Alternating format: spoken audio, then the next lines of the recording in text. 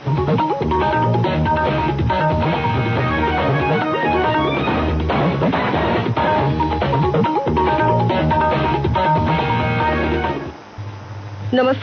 प्रादेशिक समाचार के साथ मैं आसिया नाजली। पहले मुख्य समाचार। राज्य में कंटेनमेंट जोन को छोड़कर शहरी क्षेत्रों में कपड़े और जूते चप्पल की दुकानें आज से खुल जाएंगी। राज्य में कोरोना मरीजों के स्वस्थ होने की दर 63% से अधिक पहुंची। कल 62 मरीजों को उपचार के बाद अस्पताल से छुट्टी मिली। राज्यसभा की 2 सीटों के लिए अब से थोड़ी देर बाद शुरू होगा मतदान। वोटिंग के दौरान सोशल डिस्टेंसिंग का ध्यान रखने का दिया गया निर्देश। और साहिबगंज में आज शहीद जवान कुंदन ओझा की पूरे सम्मान के साथ की जाएगी अंत्येष्टि। अब समाचार विस्तार से। राज्य के जिला मुख्यालयों में आज से कपड़े और जूते की दुकानें खुलेंगी। इससे संबंधित आदेश कल गृह, कारा और आपदा प्रबंधन विभाग ने जारी किया है। कंटेनमेंट जोन और ग्रामीण क्षेत्रों में भी ये दुकानें बंद ही रहेंगी। शॉपिंग मॉल को खोलने की भी इजाजत नहीं मिली है। धार्मिक स्थल भी फिलहाल बंद रहेंगे।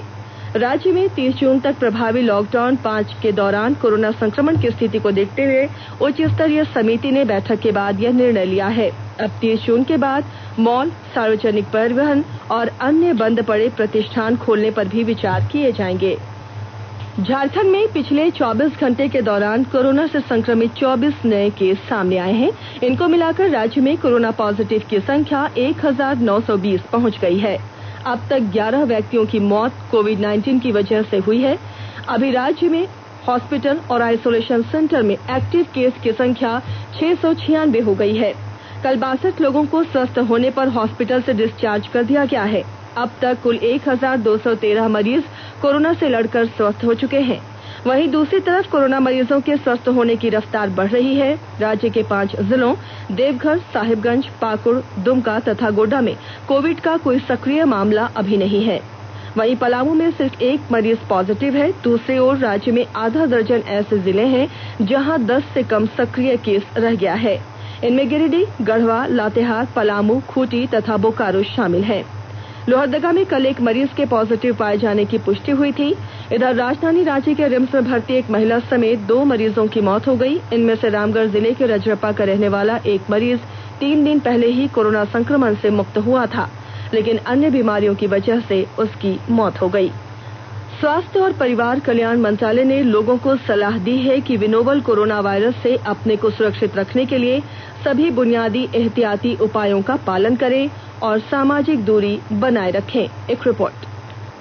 सरकार ने कहा है कि आवश्यक वस्तुओं की पर्याप्त आपूर्ति जारी है और लोगों को चिंता करने की कोई जरूरत नहीं है। लोगों को सलाह दी जाती है कि वे आवश्यक वस्तुओं और चिकित्सा सामानों की खरीदारी करते समय धैर्य रखें और शांत रहें। आवश्यक वस्तुओं को खरीदने के लिए बार बार बाहर निकलने से बचें। साथ ही लोगों से हाथ मिलाने और गले लगने से भी बचना चाहिए। बाजार, मेडिकल स्टोर और अस्पतालों में लोग कम से कम 1 मीटर की दूरी बनाए रखें। घर पर गैर जरूरी सामाजिक समारोह से बचा जाना चाहिए और घर पर मेहमानों को नहीं बुलाना चाहिए। लोगों को अपनी आंख, नाक और मुंह छूने से बचना चाहिए और लगातार हाथ साफ करते रहना चाहिए। हाथ को दोनों तरफ से कम 20 सेकंड तक रगड़कर धोना चाहिए। यदि कोई व्यक्ति खांसी या बुखार से पीड़ित है तो वह दूसरों के संपर्क में आने से बचे और डॉक्टर से तुरंत परामर्श ले। स्वास्थ्य मंत्रालय ने कोरोना वायरस के बारे में जानकारी के लिए एक टोल फ्री नंबर 1075 जारी किया है। इधर राज्य सरकार की ओर से भी कई दिशा निर्देश जारी किए गए हैं। इस सिलसिले में सरकार ने हेल्पलाइन नंबर 181 जारी किया है। सरकार ने कहा है कि कोरोना वायरस से संदिग्ध तौर पर संक्रमित कोई व्यक्ति पाया जाता है तो इसकी सूचना 0651 जो रांची का कोड है और टेलीफोन नंबर 2261-000 तथा 2261-002 के अलावा फैक्स नंबर 2261-856 और मोबाइल नंबर 9955837428 पर दी जा सकती है। आकाशवाणी रांची भी आपसे अपील करता है कि कोविड-19 के संक्रमण से बचने और अन्य लोगों को सुरक्षित रखने के लिए कृपया घर पर ही रहें और सरकारी दिशा निर्देशों का पालन करें। आकाशवाणी का समाचार सेवा प्रभाग आज फोन इन कार्यक्रम में कोविड-19 पर विशेष परिचर्चा प्रसारित करेगा। श्रोता स्टूडियो में सीधे फोन कर विशेषज्ञ से सवाल पूछ सकते हैं। नंबर है 1012331444। हमारा टोल फ्री नंबर है 1800115767। नंबर एक बार फिर सुन लीजिए 011233144 और 4 और 1800115767। हैशटैग आस्क AIR का इस्तेमाल कर Twitter handle @AIR news alert से भी सवाल पूछे जा सकते हैं। यह कार्यक्रम रात 9:30 से FM गोल्ड और अतिरिक्त मीटरों पर सुना जा सकता है। कार्यक्रम हमारी वेबसाइट newsonair.com और हमारे YouTube channel news on AIR official पर भी उपलब्ध रहेगा। Mobile app news on AIR से भी अपडेट लिए जा सकते हैं। हजारीबाग में सरकार द्वारा गहन जन स्वास्थ्य जांच सर्वे सप्ताह चल रहा है और अधिक जानकारी दे रहे हैं हमारे संवाददाता। हजारीबाग जिला में सरकार के निर्देश पर गहन जन स्वास्थ्य सर्वे सप्ताह अभियान चल रहा है। इसके तहत ANM, सहिया व CHO घर घर जाकर लोगों से बीमारी का विस्तृत ब्यौरा इकट्ठा करने का काम कर रहे हैं। 21 जून तक यह कार्य किया जाएगा। किसी भी रोग से पीड़ित होने की जानकारी मिलने पर उन्हें चिकित्सा सुविधा मुहैया कराने की बात कही गई है। 22 से 24 जून तक सामुदायिक स्वास्थ्य केंद्र या प्रखंड चिकित्सा पदाधिकारी के स्तर पर डाटा तैयार किया जाएगा। नगर निगम के आधा दर्जन वार्डों एवं स्लम क्षेत्र में 22 जून से स्वास्थ्य सर्वे किए जाने की जानकारी दी गई है। सर्वे में सुरक्षा कर्मी, पत्रकार, बैंक कर्मी, एम्बुलेंस एवं ट्रक चालक जैसे लोगों के स्वास्थ्य की जानकारी इकट्ठा की जाएगी। शाद्वल कुमार, आकाशवाणी समाचार, हजारीबाग। केंद्र सरकार ने अपने घर लौट रहे प्रवासियों को रोजगार मुहैया कराने के लिए गरीब कल्याण रोजगार मिशन योजना शुरू किया है। प्रधानमंत्री नरेंद्र मोदी इस मिशन की शुरुआत कल बिहार से करेंगे। वित्त मंत्री निर्मला सीतारमण ने कहा कि देश के 6 राज्यों के 116 जिलों में यह योजना शुरू की जाएगी। इन जिलों में झारखंड के भी 3 जिले शामिल किए गए हैं। इन जिलों में हजारीबाग, गिरिडीह और गोड्डा शामिल है। आकाशवाणी के ताजा तरीन समाचारों के लिए आप हमारी वेबसाइट newsonair.com पर लॉग ऑन कर सकते हैं। ताजा समाचार ट्विटर @AIR न्यूज अलर्ट और Facebook page all India radio news पर भी उपलब्ध है। आप प्रादेशिक समाचार एकांश के ट्विटर अकाउंट @AIR news_रांची और Facebook page AIR news Ranchi के अलावा YouTube channel regional news unit Ranchi पर भी हमारे बुलेटिन सुन सकते हैं। प्रादेशिक समाचार आप आकाशवाणी रांची से सुन रहे हैं। राज्यसभा में झारखंड की 2 सीटों के लिए नए विधानसभा परिसर में थोड़ी देर में मतदान शुरू होगा। राज्यसभा चुनाव के निर्वाचन पदाधिकारी सह विधानसभा के सचिव महेंद्र प्रसाद ने बताया कि मतदान को लेकर सभी तैयारियां कल पूरी कर ली गई थीं। सभी प्रत्याशी सोशल डिस्टेंसिंग का पालन करते हुए अपने मत का प्रयोग करेंगे। निर्वाचन पदाधिकारी ने बताया कि 4 बजे मतदान समाप्त हो जाने के बाद शाम 5 बजे से मतगणना प्रारंभ होगी। भारत निर्वाचन आयोग से सहमति मिलने के बाद आज देर शाम चुनाव परिणाम घोषित कर दिए जाने की संभावना है। चुनाव मैदान में जेएमएम के शिबू सोरेन, भाजपा के दीपक प्रकाश और कांग्रेस के शहजादा अनवर शामिल हैं। इधर रांची जिला प्रशासन की ओर से राज्यसभा चुनाव को लेकर विधानसभा परिसर के इर्द गिर्द निषेधाज्ञा लागू की गई है। इस अवसर पर किसी भी प्रकार का जुलूस, रैली, प्रदर्शन, घेराव पर पूरी तरह से पाबंदी रहेगी। प्रधानमंत्री नरेंद्र मोदी ने लोगों से कहा है कि रविवार को 6वां अंतर्राष्ट्रीय योग दिवस परस्पर सुरक्षित दूरी के मानदंडों का पालन करते हुए घर पर अपने परिवार के साथ ही मनाएं। एक वीडियो संदेश में उन्होंने कहा कि योग दिवस पर एक सार्वजनिक आयोजन होता है, लेकिन यह असाधारण समय है और इसलिए इस बार हमें इसे घर पर ही रहकर मनाना होगा। श्री मोदी ने कहा कि इस वर्ष के योग दिवस का विषय है घर पर योग और परिवार के साथ योग। उन्होंने कहा कि पूरी दुनिया कोविड-19 महामारी से जूझ रही है, लेकिन योग में इस बीमारी से उत्पन्न चुनौतियों के बहुआयामी समाधान है। प्रधानमंत्री ने कहा कि योग से प्रतिरोधक क्षमता बेहतर होती है और मानसिक और शारीरिक क्षमता बढ़ती है। उन्होंने कहा कि योग में मानसिक, शारीरिक और मनोवैज्ञानिक चुनौतियों से निपटने की क्षमता है। श्री मोदी ने कहा कि कोरोना से उबरने के बाद इस बात पर अधिक ध्यान देने की जरूरत होगी कि रोगों से कैसे बचा जाए। स्वच्छ भारत मिशन के तहत जिले के ग्रामीण इलाकों में चुप्पी तोड़ो स्वस्थ रहो अभियान चलाया जा रहा है।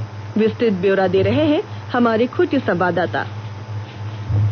स्वच्छ भारत मिशन के तहत खूंटी जिले के ग्रामीण इलाकों में चुप्पी तोड़ो स्वस्थ रहो अभियान चलाया जा रहा है। कार्यक्रम में किशोरियों व महिलाओं को चुप्पी तोड़ो स्वस्थ रहो अभियान से अवगत कराते हुए स्वच्छता के विस्तार से जानकारियां दी जा रही हैं। उन्हें बताया जा रहा है कि महामारी के दौरान स्वच्छता क्यों जरूरी है। ऐसी अवस्था में साफ सफाई के साथ किसी भी तरह की समस्या की अनदेखी नहीं करनी चाहिए। लोगों को बताया गया कोई भी समस्या होने पर अनिवार्य रूप से अस्पताल में जाकर जाँच कराएं। किशोरियों को जब शुरुआत में महामारी आती है तो अक्सर बच्चियां डर जाती है, इसलिए पूर्व से ही उन्हें महामारी के संबंध में जानकारियां दिया जाना आवश्यक है, ताकि किशोरियां भी महामारी विषय पर पूर्व से ही जागरूक रहें और उन्हें किसी भी तरह की कोई समस्या नहीं हो। इस कार्यक्रम में किशोरियों से महामारी स्वच्छता विषय पर कई प्रश्न भी पूछे गए। महामारी क्या है, महामारी चक्र की सामान्य अवधि क्या है, महामारी में खान पान कैसा होना चाहिए, इन सभी प्रश्नों का महिलाओं और किशोरियों ने खुलकर जवाब दिया। ज्योत्सना शीला, आकाशवाणी समाचार। चीनी सैनिकों के हमले में लद्दाख की गलवान घाटी में शहीद हुए झारखंड के बहरागोड़ा निवासी शहीद गणेश हांसदा का पार्थिव शरीर रांची एयरपोर्ट पहुंचा। रांची एयरपोर्ट पर राज्यपाल द्रौपदी मुर्मू और मुख्यमंत्री हेमंत सोरेन ने शहीद हांसदा को श्रद्धांजलि दी। इस मौके पर राज्यपाल ने कहा कि शहीदों के परिवार की जिम्मेदारी हम सबको मिलकर उठानी होगी। सैनिक जब जन्म लेते हैं तो माता पिता के गोद में जन्म लेते हैं, लेकिन जो सैनिक बन जाते हैं तो वो देश का और राज्य का बेटा बनते हैं। जो भी उनके पीछे है उनका देखभाल करना राज्य का और देश का काम। लेकिन इनका जो बलिदान शत्रुओं के साथ लड़ते तो बलिदान दिए तो भूलना नहीं चाहिए। जो भी उसके बदले में जो भी लिया जाए तुरंत लेना चाहिए। ये सरकार से मेरा अपील भी है, आश्वासन भी है और उनके परिवार जो है उनको शक्ति मिले और इस तरह की ना घटे है, इसीलिए हम लोगों को तैनात रहना चाहिए। इस मौके पर पत्रकारों से बात करते हुए मुख्यमंत्री ने कहा कि सीमा पर शहीद हुए जवानों के परिजनों को राज्य में मनचाही जगह पर सरकार जमीन देगी। उन्होंने कहा कि शहीदों की कुर्बानी व्यर्थ नहीं जाएगी। शहीद का परिवार सिर उठाकर जी सके, इसके लिए उन्हें पेट्रोल पंप दिए जाने की अनुशंसा भी पेट्रोलियम मंत्रालय से की जाएगी।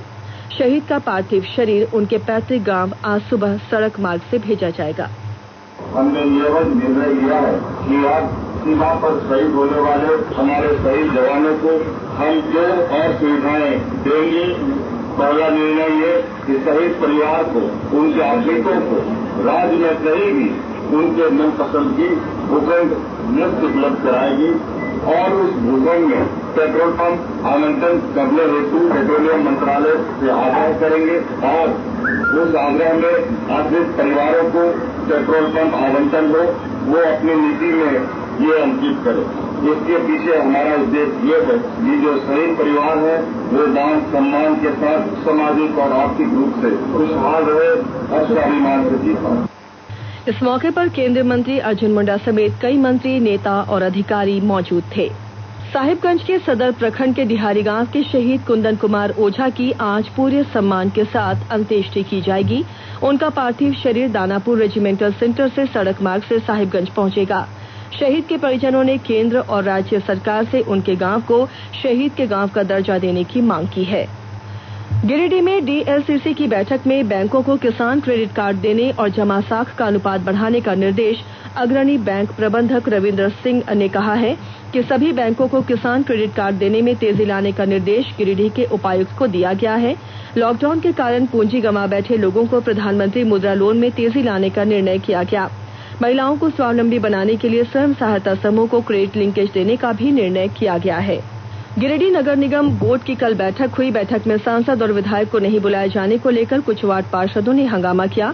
हंगामे के बाद गिरिडीह नगर निगम बोर्ड की बैठक हुई, जिसमें कोरोना को परास्त करने के लिए शहर में नए सिरे से सैनिटाइजेशन करने और डीटीटी पाउडर छिड़काव का निर्णय लिया गया। कोडरमा के सतगावा थाना क्षेत्र के पेट्रो जंगल में सीआरपीएफ और नक्सलियों के बीच मुठभेड़ हुई। इस मुठभेड़ में एक नक्सली के मारे जाने की सूचना मिली है, जबकि कुछ हथियार और वायरलेस सेट भी बरामद किए गए हैं। पुलिस सूत्रों से मिली जानकारी के अनुसार मारा गया नक्सली प्रदुमन दस्ते का सदस्य है। और अब अंत में मुख्य समाचार एक बार फिर। राज्य में कंटेनमेंट जोन को छोड़कर शहरी क्षेत्रों में कपड़े और जूते चप्पल की दुकानें आज से खुल जाएंगी। राज्य में कोरोना मरीजों के स्वस्थ होने की दर 63% से अधिक पहुंची। कल 62 मरीजों को उपचार के बाद अस्पताल से मिली छुट्टी। राज्यसभा की 2 सीटों के लिए अब से थोड़ी देर बाद शुरू होगा मतदान। वोटिंग के दौरान सोशल डिस्टेंसिंग का ध्यान रखने का दिया गया निर्देश। और साहिबगंज में आज शहीद जवान कुंदन ओझा की पूरे सम्मान के साथ की जाएगी अंत्येष्टि। इसके साथ ही आकाशवाणी रांची से प्रादेशिक समाचार का ये बुलेटिन समाप्त हुआ।